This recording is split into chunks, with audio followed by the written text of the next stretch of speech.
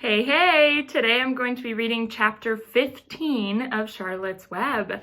Man, we're really getting up there later in the book. This book has 22 chapters. All right, this chapter is called The Crickets. Let's find out who these crickets are. The crickets sang in the grass. They sang the song of summer's ending, a sad, monotonous song. Summer is over and gone, they sang. Over and gone, over and gone. Summer is dying, dying.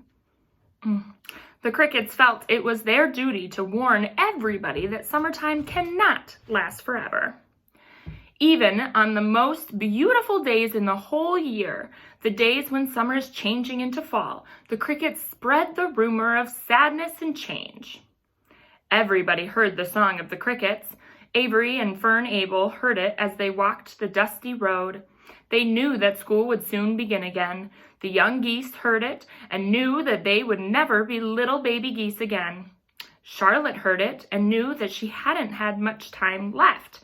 Mrs. Zuckerman, at work in the kitchen, heard the crickets, and sadness came over her too. Another summer gone, she sighed. Lurvy, at work building a crate for Wilbur, heard the song and knew it was time to dig for potatoes. Summer is over and gone, repeated the crickets. How many nights till frost, sang the crickets. Goodbye, summer, goodbye, goodbye, goodbye. The sheep heard the crickets, and they felt so uneasy they broke a hole in the pasture fence and wandered up into the field across the road. The gander discovered the hole and led his family through, and they walked to the orchard and ate apples that were lying on the ground. A little maple tree in the swamp heard the cricket song and turned bright red with anxiety. Wilbur was now the center of attraction on the farm. Good food and regular hours were showing results. Wilbur was a pig any man would be proud of. One day, more than 100 people came to stand at his yard and admire him. Charlotte had written the word radiant, and Wilbur really looked radiant as he stood in the golden sunlight. Ever since the spider had befriended him, he had done his best to live up to his reputation. When Charlotte's Web said, "some pig," Wilbur had tried hard to look like some pig. When Charlotte's Web said terrific, Wilbur had tried to look terrific. And now that the web said radiant, he did everything possible to make himself glow. It is not easy to look radiant, but Wilbur threw himself into it with a will. He would turn his head slightly and blink his long eyelashes. Then he would breathe deeply. And when his audience grew bored, he would spring into the air and do a backflip with a half twist. At this, the crowd would yell and cheer. "How's that for a pig?" Mr. Zuckerman would ask, well pleased with himself.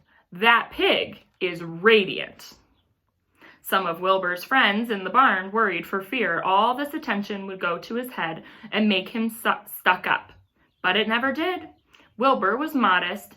Fame did not spoil him. He still worried about the future, as he could hardly believe that a mere spider would be able to save his life. Sometimes at night he would have a bad dream. He would dream that men were coming to get him with knives and guns, but that was only a dream. In the daytime, Wilbur usually felt happy and confident. No pig ever had truer friends, and he realized that friendship is one of the most satisfying things in the world. Even the song of the crickets did not make Wilbur too sad. He knew it was almost time for the county fair, and he was looking forward to the trip. If he could distinguish himself at the fair and maybe win some prize money, he was sure that Zuckerman would let him live. Charlotte had worries of her own, but she kept quiet about them. One morning, Wilbur asked her about the fair. "You're going with me, aren't you, Charlotte?" he said. "Well, I don't know," replied Charlotte. "The fair comes at a bad time for me.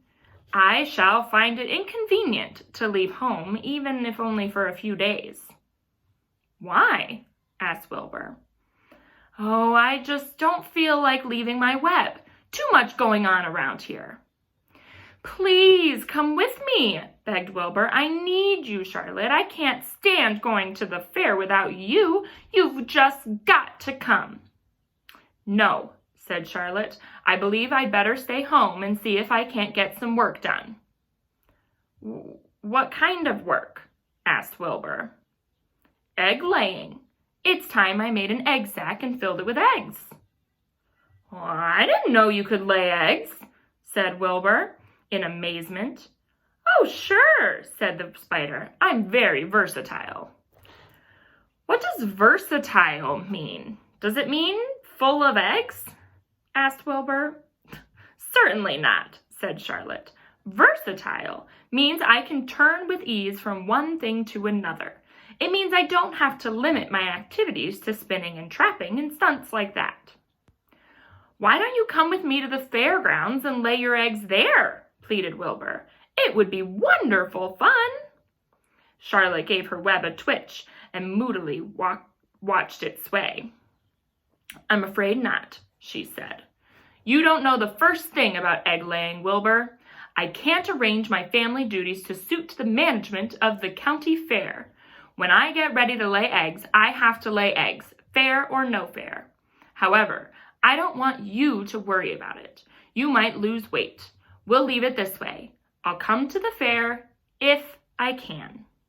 Oh, good, said Wilbur. I knew you wouldn't forsake me just when I needed you most.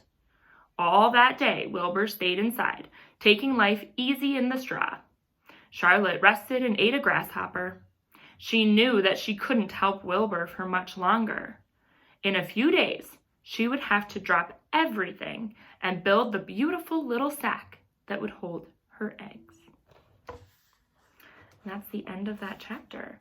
In this chapter, we found out that Charlotte is very versatile, was the word that they used. And versatile means that you can do many different things. So today, why don't you think about how versatile you are? Do you have many different things that you can do? What are they? Maybe make a list and practice doing some new things today. I hope you have an amazing day. Stay safe, stay healthy, and I appreciate you.